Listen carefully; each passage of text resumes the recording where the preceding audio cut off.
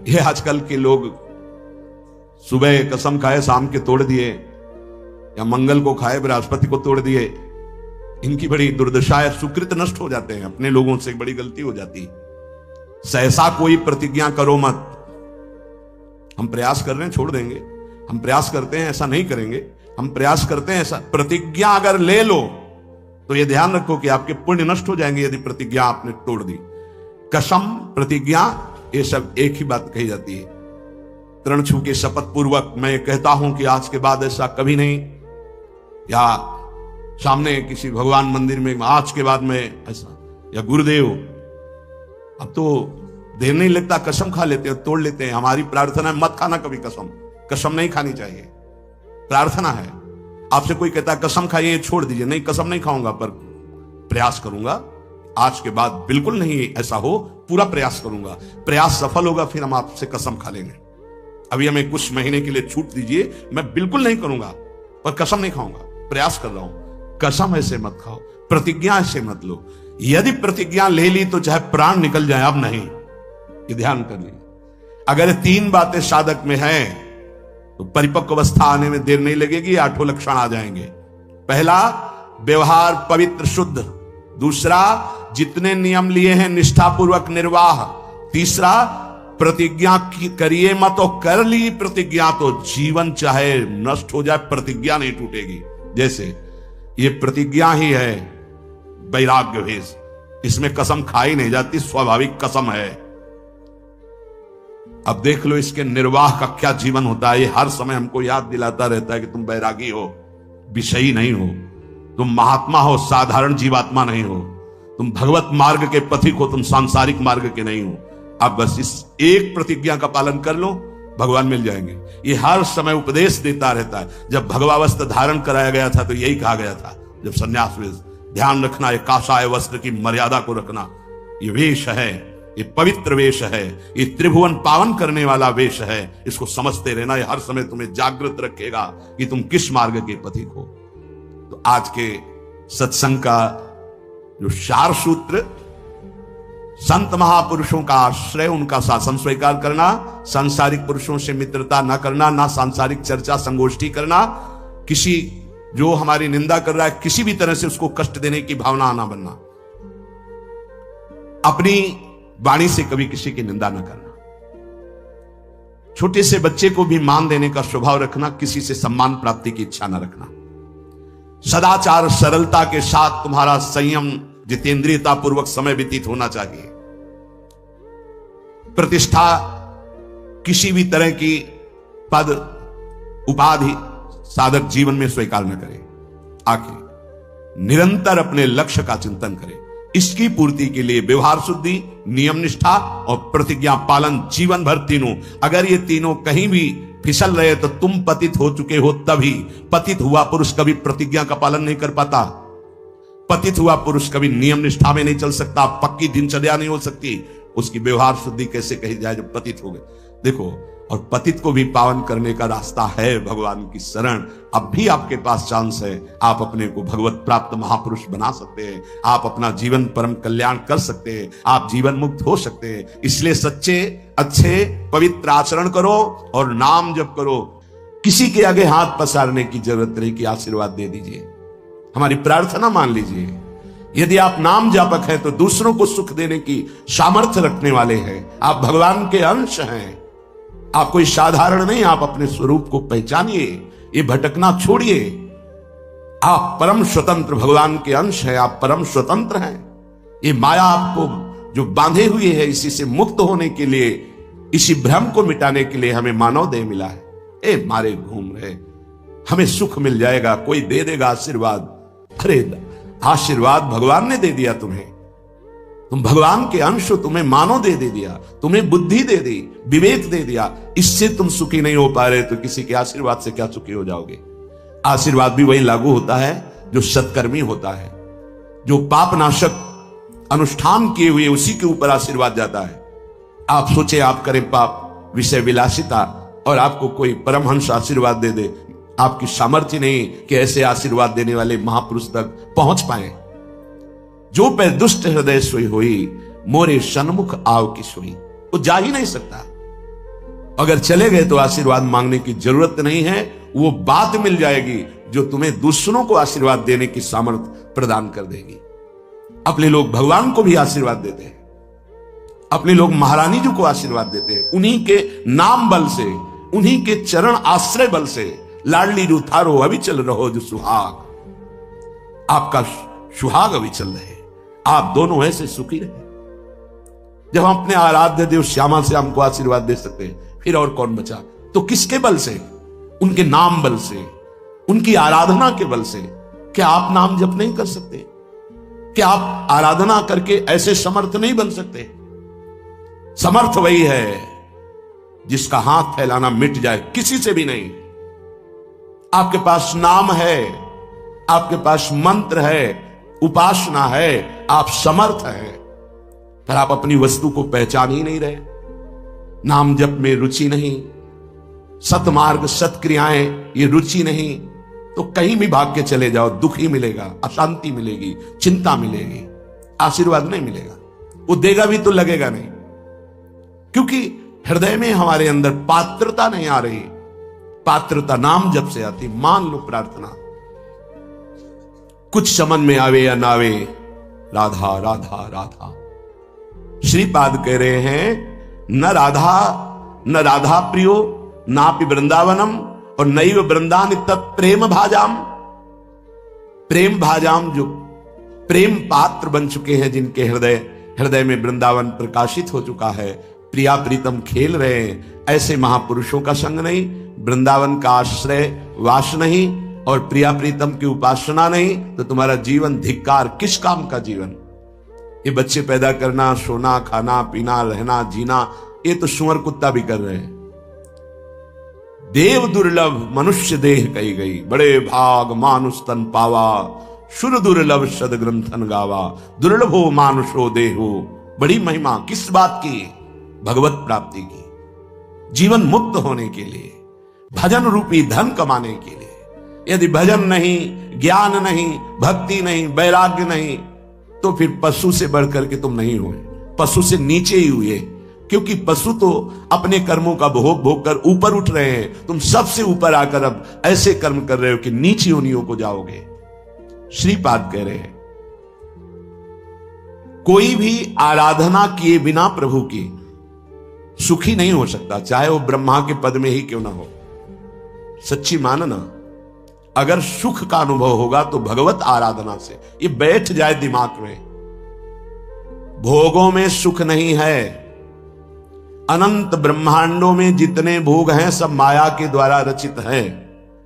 अगर वो सुखद भोग लग सकता है तो प्रभु को अर्पित करने के बाद, प्रभु से जुड़ने के बाद, प्रभु की दृष्टि पड़ने के बाद, जैसे ऐसे हम पाते हैं तो अन्न है, लेकिन जब प्रभु को अर्पित करते हैं तो वो प्रसाद हो जाता है, और प्रसाद पाप का नाश करके हृदय में प्रसन्नता प्रकट करता है। प्रसन्नता ही भगवत आनंद की तरफ आगे बढ़ाती है।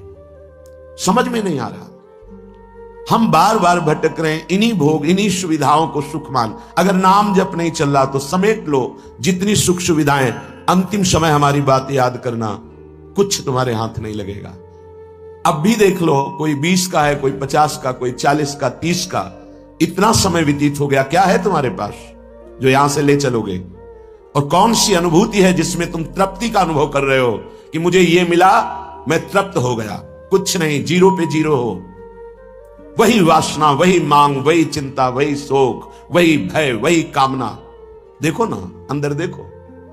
संतोष, शांति, निर्भयता, निश्चिंतता, निशोकता, परमानंद एक भी है नहीं, वो बिना भगवत आराधना के नहीं। श्रीपाद कह रहे हैं हिरण मम राधा नागर चरण मरणे पिनैव विस्मरतु तनुरपि न विपत् कोटिषु जीवन वृंदावनम क्षणम त्यजतु। ये बहुत सुंदर बात मांग रहे हैं। जब मेरे मरने का समय आवे तो हे राधा नागर अर्थात प्रिया प्रीतम, जीवन आपको समर्पित है, तो अंतिम श्वास में आप चूक मत करना। यदि जीते जी मैं आपके योग्य नहीं हुआ, आपने दर्शन नहीं दिए, आप नहीं मिले, चलेगा। क्यों? क्योंकि नाम आपका है ना, नाम के सहारे जी लेंगे हम आपकी लीला गुण गायन करके जी लेंगे, आपके प्रेमी जनों के संग से, आपके चरणारविंद के अनुराग रंग में हम जी लेंगे। पर अंतिम समय आप, बहुत सुंदर बात भक्तों ने मांगा भी है,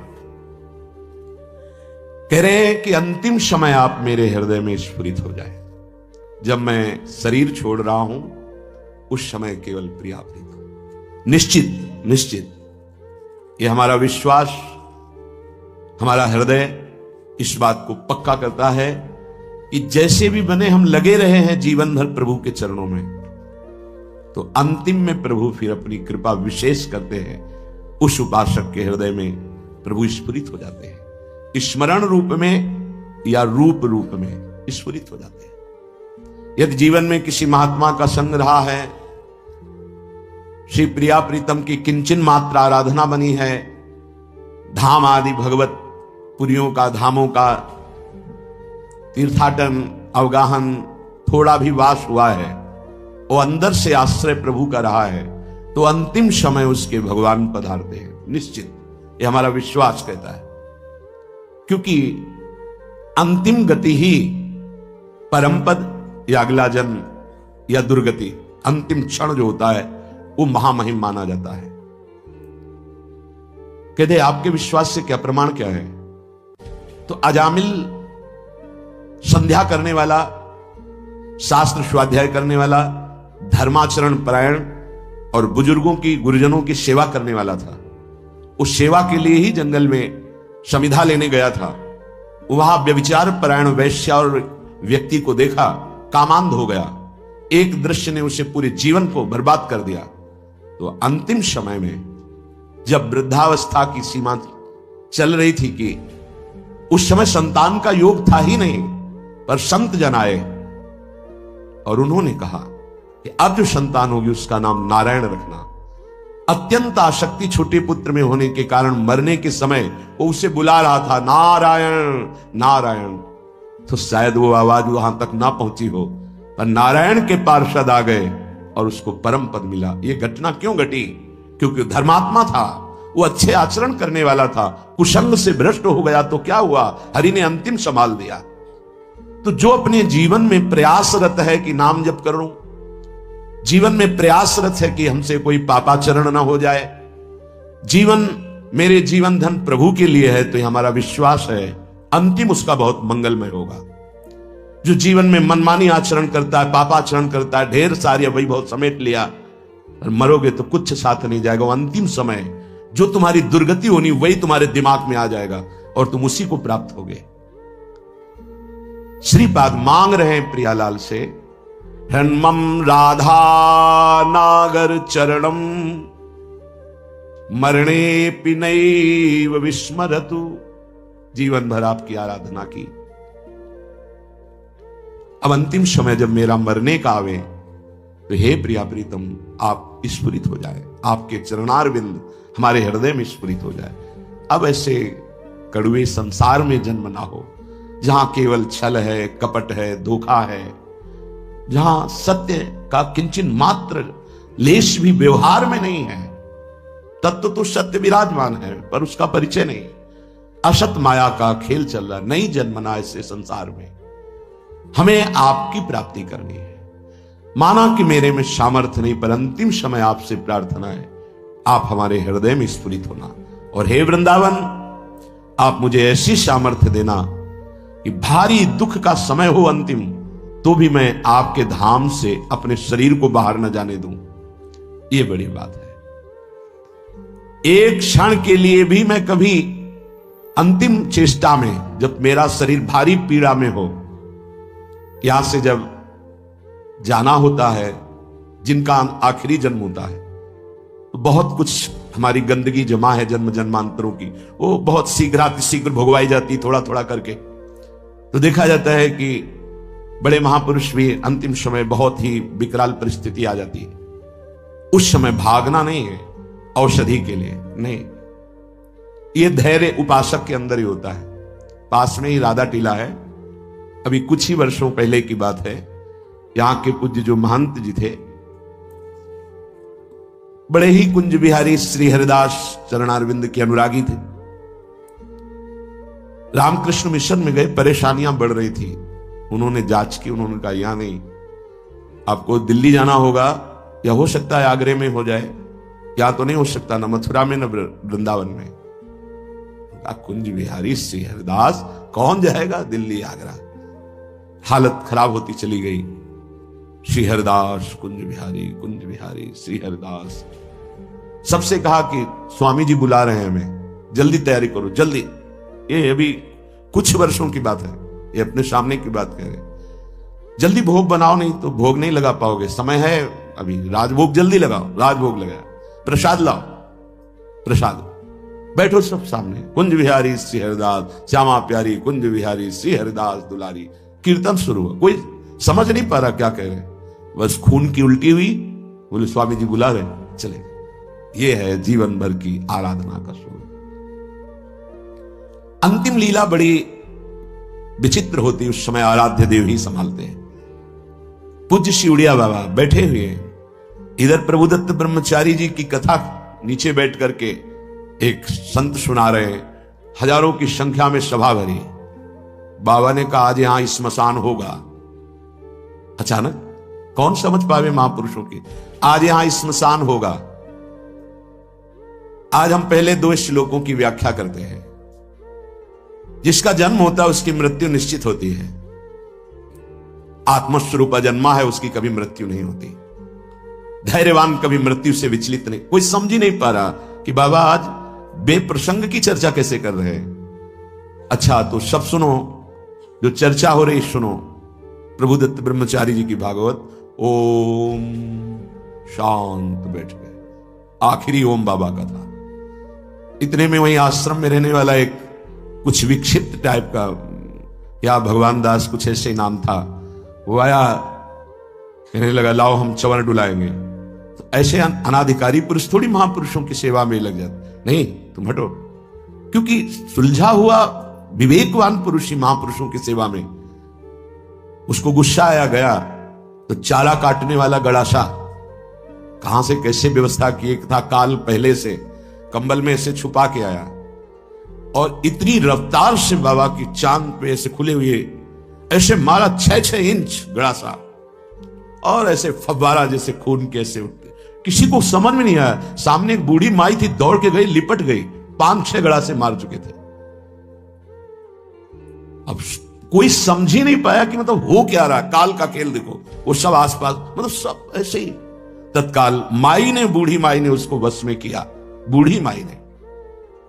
सब लोग उसको, फिर जो लीला, बाबा को एक इंजेक्शन लगाया गया कि अंतिम समय वो चेतना जागृत। ओ क्या पूरे जीवन तप ज्ञान की मूर्ति, अंतिम लीला कैसे जा रहे। पूरे जीवन मां मां मां पुकारते हुए रामकृष्ण पर, अंतिम गले में कैंसर, विविध प्रकार की पीड़ाएं। ऐसी महाभाव दशा में पूज्य भाई जी अंतिम समय में, जिनका आखिरी जन्म होता है बड़ा, तो उसीलिए ये ब्रह्मबोध संपन्न महापुरुष हैं, जीवन मुक्त महापुरुष हैं, प्रेमी महापुरुष हैं। क्या इनकी महिमा वर्णन करे, पर ये हमारे लिए कह रहे हैं, हम सबके लिए। क्योंकि ये जो मांग रहे हैं ये तो प्राप्त है इनको, हर समय लीला में प्रवेश है इनका। इनको श्यामा श्याम की आखिरी दर्शन की आकांक्षा नहीं, क्योंकि इनकी आखिरी जीते जी हो गई। शरीर राग मुक्त भाव दे से अपने प्रिया प्रीतम के पास कोई आवश्यकता इस बात की मांगने की नहीं है। ये अपने लोगों के लिए कह रहे हैं कि हमें प्रार्थना करनी कि मुझे पता नहीं है कब मेरा अंतिम समय हो। हे प्रियालाल, ये हम बहुत बड़े महापुरुष की बात कह रहे हैं जो बहुत साधन परायण थे। काशी में मुझे बहुत आश्चर्य हुआ, ऐसे सब संत महात्मा घेरे हुए हैं, मध्य में वो लेटे हुए हैं। तो उनसे पूछा, स्वामी जी इस समय आपकी गति कहां है? ये चंद्रलोक नहीं, ये तो चंद्रमंडल के अंतर्गत जो चंद्रलोक है, जहां इस सूर्य लोक से भी ऊपर है। सूर्य को क्रॉस कर सके केवल दैवी शक्ति संपन्न जो त्रिगुणातीत हैं, उन महापुरुषों की, जो शुद्ध सात्विक शरीर वाले हैं, वो जो देवलोक का अतिक्रमण करके भी आगे बढ़ते हैं, सबसे ऊपर चंद्रलोक है, सूर्य लोक भी नीचे है शास्त्रीय पद्धति के अनुसार। उन्होंने कहा चंद्रलोक तक मैं समस्त मंडलों का भेदन करके पहुंच गया हूं, पर ब्रह्म या मोक्ष प्राप्ति तो होश उड़ गए कि ऐसे महापुरुष जो मोक्ष धर्म का ही वर्णन करते रहे वो ऐसा बोल रहे हैं। एक तरह से जैसे कहते हैं ना कि पैरों से धरती खिसक जाना, कि अपने लोग क्या हैं, अंतिम कैसी बात कर रहे हैं। तो उनका स्वामी जी तो क्या परम पद, तो उनका ये तो विश्वनाथ जी की कृपा के अधीन है। बस हृदय एकदम साधन पक्ष से हटकर कृपा पक्ष की मांग करने लगा कि अंतिम समय कह रहे कि आखिरी कैवल्य परम पद ये तो विश्वनाथ जी की कृपा से। समझ लो साधन कितना पहुंचा सकता है। वो महापुरुष कह रहे हैं कि अभी ब्रह्मलोक भी नहीं, जैसे स्वर्गलोक, महालोक, जनलोक, तपलोक, फिर ब्रह्मलोक, तो स्वर्गलोक के ऊपर ही है, क्योंकि स्वर्ग के अधिष्ठात्र ये सब लोकपाल देवता हैं। वरुण जी, सूर्य जी, अग्नि जी, वायु जी, चंद्र जी, ये सब लोकपाल हैं। इनके एक अपने अपने लोक हैं। उन लोकों में इनके आराधक उपासक वहां पहुंचते हैं। तो वो कह रहे हैं कि मैं केवल चंद्रलोक तक पहुंच पाया हूं, उसके ऊपर ब्रह्मलोक वहां भी नहीं गति हुई। और परम कैवल्य पद ये तो विश्वनाथ जी की कृपा से, क्योंकि काशी में शरीर छूट रहा है, जीवन भर उनके नाम पर रहे, तो वो गति उनकी, मेरी गति यहां तक और वो विश्व। तब ये समझ में आया कि आखिरी बात तो कृपा ही है। कि तभी लिखा है ध्यान मूलम गुरु मूर्ति, पूजा मूलम गुरु पदम, मंत्र मूलम गुरु वाक्यम, मोक्ष मूलम गुरु कृपा। महादेव गुरुदेव हैं, श्री जी गुरुदेव हैं, इन्हीं की कृपा से ही मोक्ष मूलम। तभी आजीवन आराधना करते रहते हैं, यही मांग रहे हैं। तनुरपि न विपत कोटिषु जीवन वृंदावनम क्षणम त्यजतु। बाबा को श्री जी लाई थी वृंदावन, उड़िया बाबा को। कई दिन से भूखे थे, एकांत में ब्रह्म चिंतन में बैठे हुए थे, शरीर भूखा था। पहुंच गए लाडली लाल बच्चे के रूप में संध्या काल के बाद। और बाबा मैया ने कहा है कि कोई संत भूखे बैठे हैं, रोटी पाएगा। रात होने वाली इस समय तो रोटी, दूध ले आवे, हाँ ले आओ, साथ में एक रोटी भी, एक ले आओ ले आओ। इतना मृदुल स्वभाव, इतना प्यार, इतने छोटे स्वरूप बच्चे। बाबा आश्चर्यचकित हो रहे थे कि संध्या हो रही, इस समय बच्चे बड़ा ऐसे, पहले कांसे का लोटा चलता, उसमें पका हुआ दूध, एक रोटी पाई, एक और दूध पिया, एक परमानंद की अनुभूति, विशेष उनके हृदय में अद्भुत आनंद। फिर एकदम चिंतन किया कि यहां कौन सा गांव नजदीक है। तो विरक्त महापुरुष उठे, काफी दूर खोजते, एक व्यक्ति मिला, बोले हाँ गांव नजदीक कोई है? बोले 10 किलोमीटर आसपास कोई गांव नहीं। अच्छा ठीक है। बैठे एकांत में आकर जो चिंतन किया तो देखा प्रिया प्रीतम। बोले ठीक है, अब आपका बुलावा आ रहा है तो हम आ रहे हैं आजीवन वृंदावन के लिए। देखो अंतिम यही लीलापूर्ण, बड़े करुणा में खींच लेते हैं, आओ खींच लेते हैं, तुम्हारा पवित्र हृदय हो गया है, बहुत तप किया है, आओ मैं तुम्हें परम पद प्रदान करती हूं। बड़े कृपालु श्री प्रियालाल। एक चीज ध्यान रखनी है, तनुरपि न विपत कोटिषु, करोड़ों प्रकार के संकट आ जाए तो भी छोड़ना नहीं, ये अंतिम बन जाएगा। जिनको अखंड वृंदावन वास मिल गया है सावधान होकर सुने, और जिनको नहीं मिला है तो आश्रय ले लें।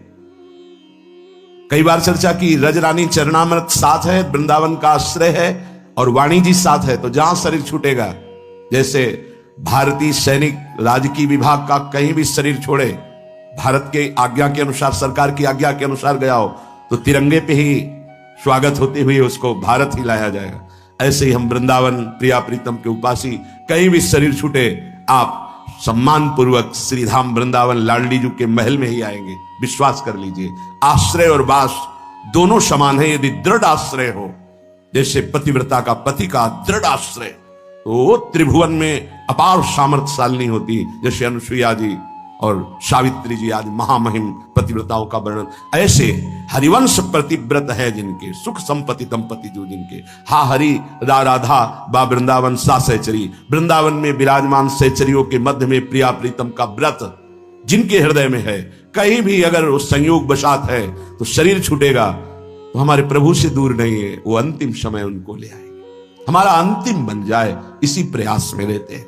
श्रीपाद करें तनुरपि न विपत कोटिषु, करोड़ों तुम्हारी विपत्तियां आकर के घेर ले जीवन में तो मत छोड़ना वृंदावन, क्योंकि अंतिम समय हमारी स्मृति कहां होगी हमें पता नहीं, पर धाम अंतिम समय यदि मिल रहा है तो सीधे भगवत प्राप्ति है। और ऊपर की पंक्ति में कहा हनुमम राधा नागर चरणम मरणे पि नयु विस्मरत, दो बातें कही है। एक है पहली वाली आश्रय की, शरीर वृंदावन में नहीं है पर आश्रय वृंदावन का है, उपासना करते रहे हो प्रिया प्रीतम की, तो अंतिम समय जहां भी तुम होगे तो ये युगल बड़े करुणामय है, बहुत करुणामय जोड़ी है प्रिया प्रीतम की। ये खेलते खेलते अपने वृंदावन के सहित आपकी दृष्टि पथ में आ जाएंगे, हृदय में आ जाएंगे, पक्का आ जाएंगे। विश्वास करो और भावना दृढ़ रखो। आशा बंधा समुत्कंठा नाम गाने सदा रुचि, दृढ़ आशा कर लो कि इस जन्म में तो प्रिया प्रीतम मिलेंगे ही, चाहे अंतिम श्वास में क्यों ना हो, और उत्साह सहित नाम जप करते रहो। दूसरी पंक्ति है अखंड वृंदावन वासी की, पहला है आश्रय की, हनुमम राधा नागर चरणम मरणे पि नयु विस्मरतु, कहीं भी हो यदि मेरा अंतिम समय हो तो हे प्रिया प्रीतम आप स्मरण बन करके हमारे हृदय में जागृत हो जाना, आपके गोरे सांवले चरणारविंद हमारे हृदय में स्फुरित हो जाए। दूसरे में अखंड वृंदावन वासी के लिए तनुरपि न विपत कोटिषु जीवन वृंदावनम क्षणम त्यजतु, चाहे करोड़ों विपत्तियां आ जाए वृंदावन नहीं छोड़ूंगा, एक क्षण के लिए भी नहीं छोड़ूंगा। सही मानना, सब विधान उनकी तरफ से बन जाता है। श्रीपाद कहे तनुरपि न विपत कोटिषु जीवनम वृंदावनम क्षणम त्यजतु, अगर तुम्हें वृंदावन मिल गया है तो अब तुम छोड़ने वाली बात मत लाना, चाहे प्राण निकल जाए, एक दिन तो निकलेंगे ही, हमारे प्रेम में कलंक नहीं लगेगा, हम वृंदावन को जीवन दे चुके हैं। देखो इस जीवन का परम लक्ष्य है भगवत प्राप्ति। जिनको माया बावरा बनाए हुए उनको ये समझ में नहीं आएगा, उनको यही समझ में आता है कि बस जितना हमारे पास खान पान भोग सामग्री खूब भोग ले, जीवन का यही रहस्य है। वो मंद बुद्धि अपना सर्वनाश कर रहे हैं, वो जान नहीं पा रहे कि जीवन का उद्देश्य क्या है, मैं आया किस लिए हूं, मैं कौन हूं और किसका हूं, कुछ समझ में नहीं आ रहा, बस बहे चले जा रहे हैं प्रवाह में। उपासक सावधान। पूज्यपाद शिवड़िया बाबा जी महाराज कहते हैं ये 8 बातें भगवत भक्त अपने जीवन में जांच ले कि है कि नहीं है, अगर ना हो तो धारण कर ले। पहला है संत महापुरुष आपके जीवन में है कि नहीं, ये जांच करनी है।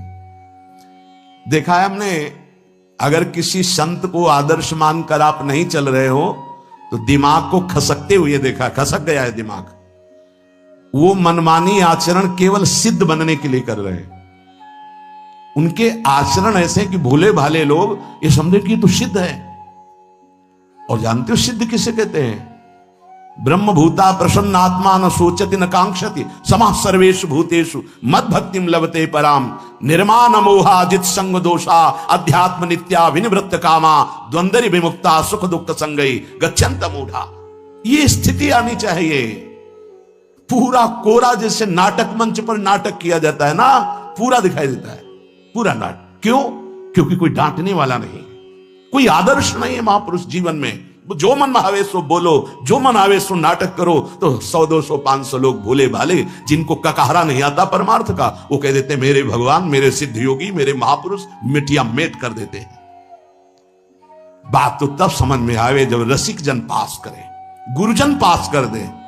अपने मन से कुछ नहीं होता, जिसे महापुरुष पास कर दे वही होता है। संत महापुरुष कहे ठीक चल रहे हो, ठीक है, या वो मौन स्वीकृति दे दे, ठीक है। अपने मन से सिद्ध बनने पर सिद्ध थोड़ी कोई हो जाता है। जीवन में तुम्हारे संत हैं कि नहीं, बस इतनी बात देखो। अब एक भगत जी आए थे, अपने लोग तो सबका आदर ही करते, उनका दिव्य रूप से हनुमान जी हमारे सामने प्रकट हुए थे। सच्ची बात कह रहे हैं, जिस समय दिव्य रूप हनुमान जी ने धारण किया तो हनुमान जी महाराज के ही भाई पवन पुत्र भीम कंपायमान थे। भीम जैसे हनुमान जी वैसे भीम बड़े बड़े पर्वतों को अपनी टक्कर से चूर करने की सामर्थ्य रखने वाले। अभी पैदा ही हुए थे भीम और गोद में लिए हुए माता कुंती चल रही थी। अचानक सिंह निकला, दहाड़ हुई तो गिर गए भीम। तो जो जिस चट्टान पे गिरे चकनाचूर हो गई चट्टान, और उस आवाज से भयभीत होकर भाग पड़ा सिंह। अभी गोद में बच्चा थे वो भीम, जिस समय प्रार्थना की कि भैया मैं तुम्हारा वो दिव्य रूप देखना चाहता हूं, तो उनका काहे को तुम व्यर्थ में ऐसा तुम नहीं देख पाओगे। तो उनका हमारी लालसा है, आपका छोटा भाई हूं। तो पट्टहास किया हनुमान जी का वो दिव्य रूप कि कंपायमान होकर कह रहे थे, हे वायुपुत्र, हे पवन पुत्र, तुम अपने रूप का संवरण करो, मेरी सामर्थ्य नहीं। और व्यक्ति ऐसे कह रहा, मैं दिव्य हनुमान। हम कह रहे पाखंड मत करो, ठीक से चलो तो ये सब भगवत स्वरूप अनुभव में आ जाएंगे। ठीक से चलो, बड़ा विचित्र स्वरूप है। जब तक जीवन में कोई संत नहीं, तो हम ये देख रहे हैं कि वो जीवन या तो पाखंड में सकिल जाएगा और या तो व्यर्थ के चिंतन में फंसा हुआ अपने को मान लेगा कि मैं सिद्ध हूं। आपका शब्द, आपकी दृष्टि, आपकी चेष्टा, तस्मात् शास्त्रम प्रमाणम थे, तब सिद्ध माना जाता है। बहुत सिद्धों के दर्शन हुए, गंगा किनारे सिद्धों का ने कभी नहीं देखा ऐसा प्रमादी। सिद्ध प्रमादी नहीं होता।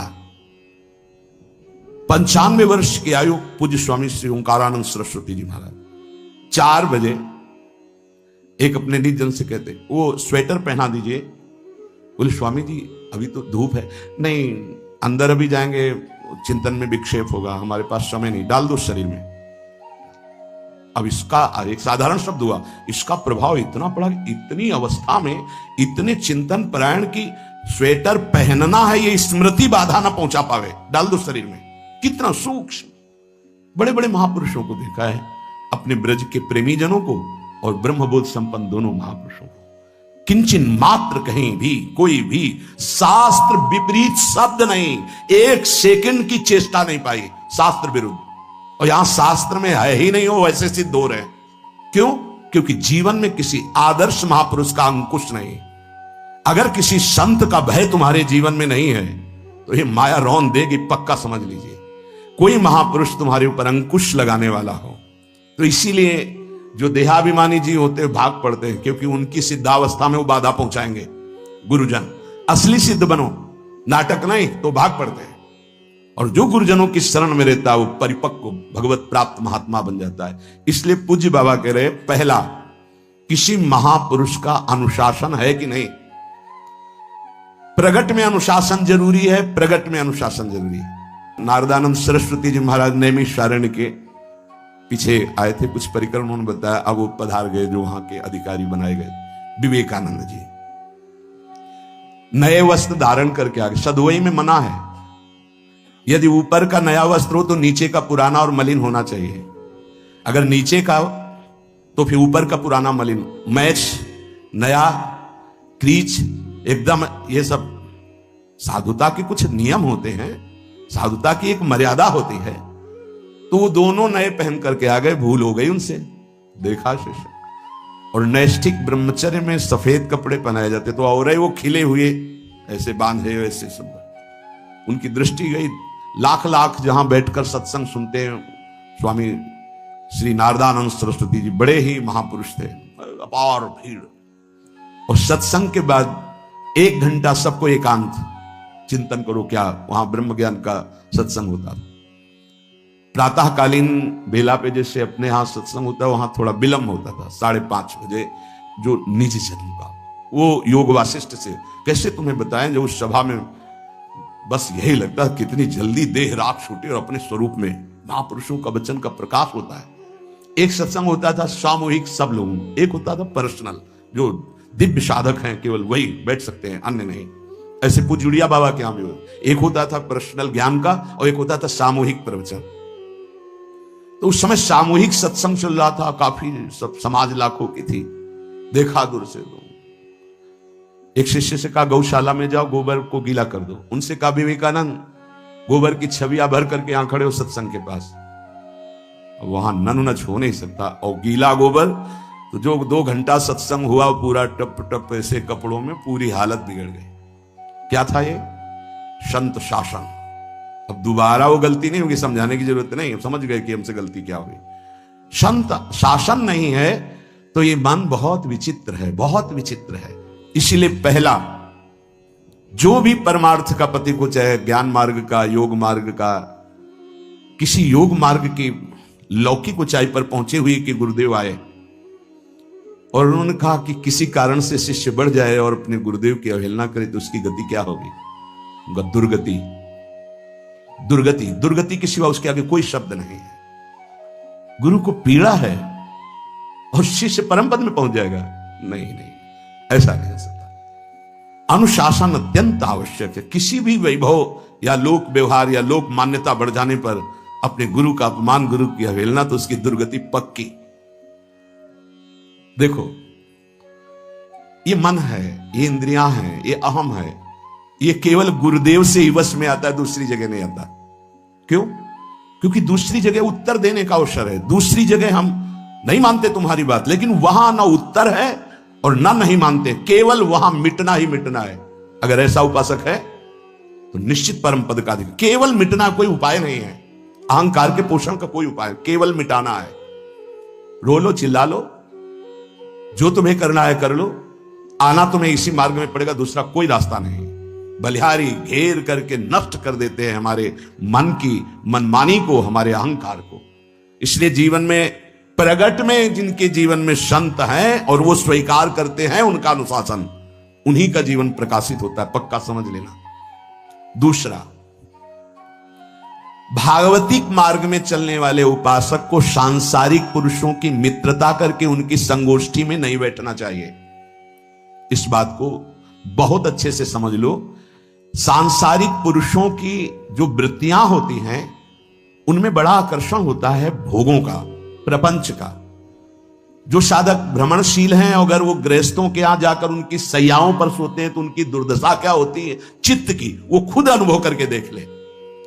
आज तो शास्त्रीय पद्धति को समझा ही नहीं जा रहा। जब बड़े बड़े सुभट गंगा किनारे त्याग, वैराग्य, ज्ञान के मिले ना, तो आगे का रास्ता खुलता चला गया। सांसारिक पुरुषों के समुदाय में बैठना था। वो तुम्हें भगवान कहेंगे, ईश्वर कहेंगे, अवतार कहेंगे, उनको कुछ ज्ञान नहीं। आप मान बैठेंगे अपने को भगवान, अपने को ईश्वर, अपने को अवतार मानिए, तो आप जो अवतार है ना, ईश्वर है ना, भगवान है, उनसे विमुख हो जाएंगे। यहां जो भी अवतरित हुए हैं भगवत पार्षद, वो सदैव दैन्य ही रहे हैं। आप देख लीजिए, उच्च कोटि के महापुरुष चाहे जितनी ऊंचाई पर चढ़े हों, सदैव भगवान की ही स्थापना की है। भगवान के नाम की, रूप की, लीला की, धाम की, भगवत महिमा की स्थापना की है, अपनी नहीं, अपने पार्थिव शरीर की नहीं। ध्यान रखना, जितने महापुरुष प्रकट हुए भगवान की स्थापना की। अगर हम संसारिक पुरुषों का संग करेंगे तो कई तरह से हानि हो जाएगी। सत्संग हो रहा है, बस इतने जो चाहो बैठ जाओ। हमारा पर्सनल एकांतिक केवल गुरुदेव से संबंध है और उनके द्वारा बताई हुई उपासना में हमारा समय व्यतीत होना चाहिए। कोई हमारा मित्र नहीं होना चाहिए, अलग से संगोष्ठी नहीं होनी चाहिए विषयी पुरुष की, सांसारिक पुरुष की। तीसरा, किसी भी अपनी निंदा करने वाले के प्रति कभी भी बुरा व्यवहार, बर्ताव नहीं करवाना चाहिए, क्योंकि भगवान प्रेरित करते हैं निंदा करा करके महान बनाने के लिए। यह शब्द याद कर लो। जब तुम्हारी निंदा होने लगे, प्रतिकूलता होने लगे, विपत्ति आने लगे, संकट सताने लगे, तो जान लेना कि तुम्हारी अध्यात्म की भूमिका उठने वाली है, पक्का। यह अध्यात्म की भूमिका उठना बहुत कठिन होता है। अध्यात्म का प्रवचन कर लेना बहुत सरल होता है, नहीं?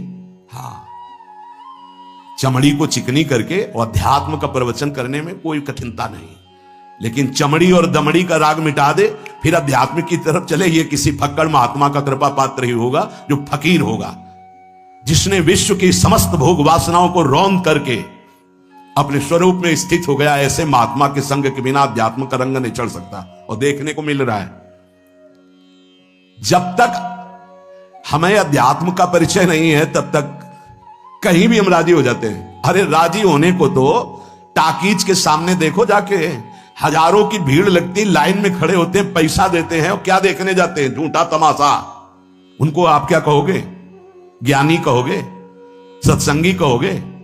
भीड़ का इकट्ठा हो जाना कोई अध्यात्म का चमत्कार नहीं होता। तो अध्यात्म का चमत्कार तो अंतर की वृत्ति का परिवर्तन हो जाना होता है। नहीं तो अगर एक नृत्य करने लगे ना तो हजारों उसको देखने खड़े हो जाते हैं। फिर 14 संगीत बज रहे हैं, फिर इसके बाद अगर हजारों में बैठे मनोरंजन कर रहे हैं तो इनका कोई महत्व तो नहीं। अगर एक महात्मा कह देता है कि तुम वास्तविक भगवत मार्ग के पथिक हो तो धन्य हो गया जीवन, और 1 करोड़ लोग कह दें कि परमार्थ का पथिक है तो मान्यता नहीं मानी जाएगी।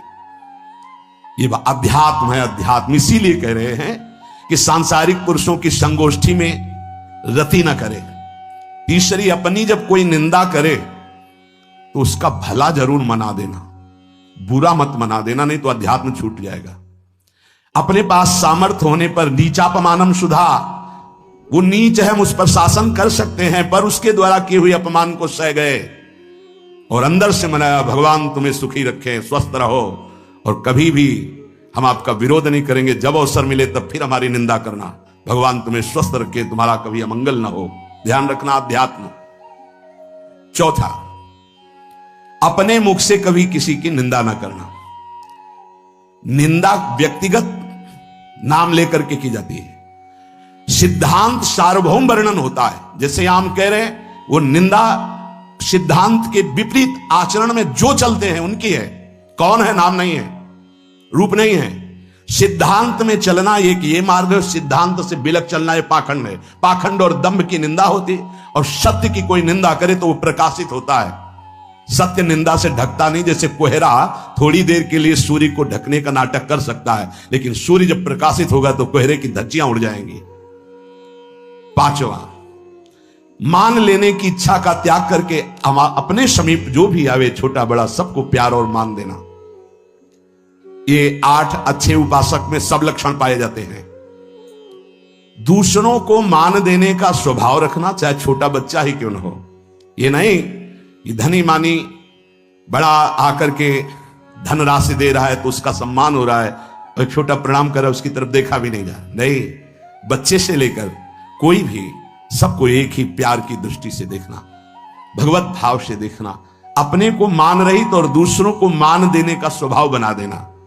छठवां, अपनी इंद्रियों को सदाचार परायण रखना। इंद्रियां ये सदैव व्यभिचार की तरफ भागती हैं। नेत्र व्यभिचार दोष, बार बार दूसरों के प्रति देखना आकर्षणकारी, कैसा भी दोष अंदर का भाव हो, नेत्र दोष। दूसरों की बातें सुनना, श्रवणेंद्रिय दोष। वाणी से दूसरों की चर्चा करना, वाणी, ऐसे हर इंद्रिय अपने व्यभिचार में जाना चाहती है। सदाचार परायण उपासक होता है। कल की बात है, कल चिंतन हो रहा था श्रीमद् भगवत गीता जी का। अगर उपासक में सदाचार इंद्रियों की पवित्रता नहीं है तो ढकोसला किसी वक्त कुछ नहीं रहेगा। ये अच्छे से समझ लो। इंद्रियों का विलास चल खुला दिखाई देता है, खुला एक दृष्टि होती है, उसमें दिखाई देता है। अंतर में ब्रह्म बैठा हुआ शांत मौन है और ये समझ नहीं पा रहा, केवल नाटक पे लगा हुआ है। अपना मन, अपनी इंद्रियां यदि संयम में नहीं है, सदाचार में नहीं है, तो ढकोसला ही है, आडंबर ही है, नाटक ही है। पक्का समझ लीजिए। अगर वो संयम ही नहीं है, जितेंद्रिय नहीं है, मनोनिग्रह नहीं, तो अध्यात्म क्या है? क्या प्रवचन हो रहा है? किस बात का प्रवचन हो रहा है? जो अनुभव हुआ उसका हो रहा है, शास्त्र सम्मत हो रहा है। जितेंद्रियता नहीं, इंद्रिय निग्रह नहीं, मनोनिग्रह नहीं। छठवां, सदाचार परायण, अर्थात इंद्रिय और मन शास्त्राज्ञा के अनुसार चले। जिसका इंद्रिय मनोनिग्रह युक्त समय व्यतीत होता है भगवत चिंतन में, वो महापुरुष है। अभी वर्तमान में ही है, चिंता मत करो, स्थिति जागृत होने में देर नहीं। बंद रखो अपनी खिड़कियों को, कहीं माया की हवा ना घुस जाए। सच्ची सच्ची तुममें बहुत सामर्थ्य है, जागो। अगर झुक गए तो रौंद दिए जाओगे। एक एक बात अच्छे से समझ लो। मुस्कुरा के, प्रेम व्यवहार दिखा के, अपनापन करके फिर तुमको अधीन किया जाएगा। माया भगवती बहुत बलवती है, ऐसे करके फिर ऐसे प्रहार करती है, क्योंकि साधक बहुत प्रवीण है।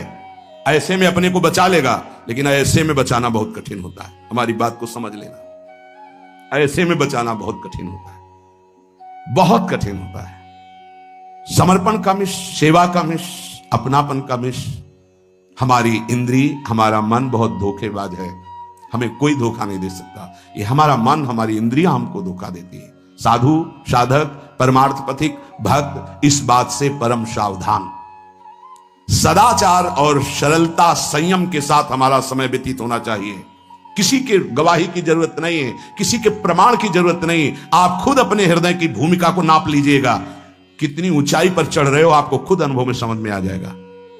जो इंद्रियों का गुलाम, मन के द्वारा भ्रष्ट आचरण करने वाला है, कुछ भी हो, कोई भी हो, कहीं भी हो, दुर्गति शब्द से ही संबंध है। जीते जी दुर्गति, फिर फांसी ऐसी लगे तेषम दुख न हो। सच्ची मानना जब गलत हो जाता है आचरण, तो अपना मन अपने को कहता है नष्ट कर दो, ये जीवन किस काम का। होश में हमारे शब्दों को ध्यान से सुनना। जब इतना गलत हो जाता है तो अपना चेहरा अपने को पसंद नहीं आता और अपना जीवन अपने को पसंद नहीं आता और अपने अंदर से मन कहने लगता है नष्ट कर दो इस शरीर को।